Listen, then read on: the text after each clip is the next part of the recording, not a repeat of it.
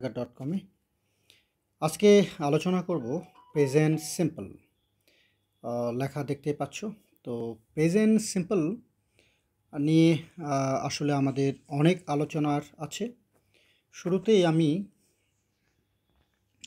যে জিনিসটা বলতে চাই, দেখো, পুরো বোর্ডটা আমাদের কি ব্ল্যাক, মানে কোনো কিছুই নাই, শুধু লেখা আছে প্রেজেন্ট সিম্পল, তাই না? তো এরপরে কি হবে, আমরা অনেক কিছু এই বোর্ডে লেখা শুরু করব এবং আলোচনা করব। ঠিক তেমনই ধরে নাও তুমি প্রেজেন্ট সিম্পল, তোমার মাথায় কিছুই নেই, একদম সাদা বা ব্ল্যাক হয়ে আছে। এখন এই যে কিছুই নাই, এই জায়গাটাতে অনেক কিছু ধাপে ধাপে ধাপে ধাপে আমরা শিখব। তো এভাবে শুরু করি। প্রেজেন্ট সিম্পল মানুষের অভ্যাস। যেমন আমরা এখানে বাংলা লিখি, একটা লেখা দিয়ে শুরু করলাম, অভ্যাস। তো অভ্যাস কি? যেটা মানুষ কম বেশি প্রতিদিনই করে, কম বেশি প্রতিদিনই করে। যেমন আমি পড়াই। তো আমি পড়াই, এই বাক্যটা অভ্যাস কি না? অভ্যাস। আমি পড়াই মানে আমি 5 বছর আগেও পড়িয়েছি, আজকেও পড়াই, ভবিষ্যতেও হয়তো পড়াবো। তো এই ধরনের কথাবার্তাকে আমরা অভ্যাস বলি। তো এই যে বাক্যটা আমি পড়াই, এই বাক্যটার অভ্যাস জিনিসটা আমি কি দিয়ে বুঝেছি? অভ্যাসটা আমি কিন্তু এই শব্দটা দিয়ে বুঝতে পারছি, পড়াই। আমি দিয়ে কিন্তু অভ্যাস বোঝায় না, পড়াই। ঠিক আরেকটা বাক্য আমি লিখি। ধরা যাক, কুতুব নামে কেউ একজন, কুতুব স্কুলে যায়। সে যেহেতু স্কুলে পড়ে, তো আমরা তাকে বললাম স্কুলে যায়। তো এই বাক্যটাও কিন্তু একটা অভ্যাস। সেটা কি দিয়ে বুঝলাম আমরা? এই যেটা দিয়ে, ভার্ব দিয়ে, কুতুব স্কুলে যায়।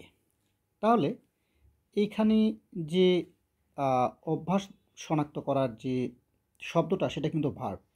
এখানেও কিন্তু ভার্ব। আমরা আরও একটা উদাহরণ দেখি। বিলকিস, বিলকিস ভাত খায়। হ্যাঁ, তো এই বাক্যটাও কিন্তু একটা অভ্যাস। এটা কি দিয়ে বোঝা গেল অভ্যাস? এই যে শব্দটা দিয়ে, খায়, তাই তো? তাহলে দেখো যে আমরা এরকম অনেক বাক্য আমরা লিখতে পারবো, অনেক, মানে অসংখ্য, যত ইচ্ছা তত। শুধু আমাদের খেয়াল রাখতে হবে, এই যে আমরা যেটাকে বললাম ভার্ব, অর্থাৎ এই যে পড়াই, এটা কিন্তু ভার্ব বলা হয়, ইংরেজিতে ভার্ব। এই যে যায়, এটাও কিন্তু ভার্ব। কেমন? খায়, এটাও কিন্তু ভার্ব বলা হয়। তো এখন তুমি যদি ভার্ব না বোঝো, সেটাও আমরা আলোচনা করে শিখে নিতে পারবো, এটা নিয়ে অত চাপের কিছু নাই। আমি বলতে চাচ্ছি যে এই যে বাক্যগুলো যেগুলো আমরা ইতিমধ্যে আলোচনা করলাম, এই যে কুতুব স্কুলে যায়, বিলকিস ভাত খায়, আমি পড়াই, এই বাক্যগুলো অভ্যাস বোঝায়, মানুষের অভ্যাস বোঝায়। তো এরকম অভ্যাস জাতীয় যত বাক্য আছে, বা এর বাইরে, অভ্যাসের বাইরে যে বিষয়গুলো আমরা শিখতে চাইব, এগুলোকে বলা যেতে পারে যেটা চিরন্তন সত্য, মানে যেটা সবসময় হয় এরকম। অর্থাৎ আমরা বলতে পারি চিরন্তন সত্যই আমরা বলি। ধরো চিরন্তন সত্য মানে কোনটা বোঝায়? ধরা যাক চিরন্তন মানে আমরা বলতে পারি সূর্য পূর্ব দিকে ওঠে। হ্যাঁ, পূর্ব দিকে উদিত হয় বা ওঠে, ওঠে, সূর্য পূর্ব দিকে ওঠে, ওঠে, এটা ও দিয়ে মনে হয় লিখলে ভালো হতো। আচ্ছা, তো এই যে এখানেও কিন্তু একই ঘটনা, এটা কিন্তু ভার্ব। তো তার মানে ভার্বগুলোই কিন্তু বলে দিচ্ছে এগুলি চিরন্তন সত্য বা অভ্যাস, এরকম। তাহলে একটা জিনিস তো আমরা মনে হয় বুঝতে পারলাম এই কয়টা উদাহরণ দিয়ে, যে আমরা যে টেন্স পড়া শুরু করছি, প্রেজেন্ট সিম্পল যেটার নাম, এই যে টেন্স, TENSE, এই টেন্সটা আসলে আমাদের পড়তে হচ্ছে কি দিয়ে? ভার্ব দিয়ে। মানে আমাদের আলোচনার বিষয়ে চলে আসতেছে অটোমেটিক ভার্ব, এটা। তাই তো? এবং এটাই সত্য। তাহলে এখন আমাদের ভার্ব সম্পর্কে একটু ধারণা নেওয়া দরকার।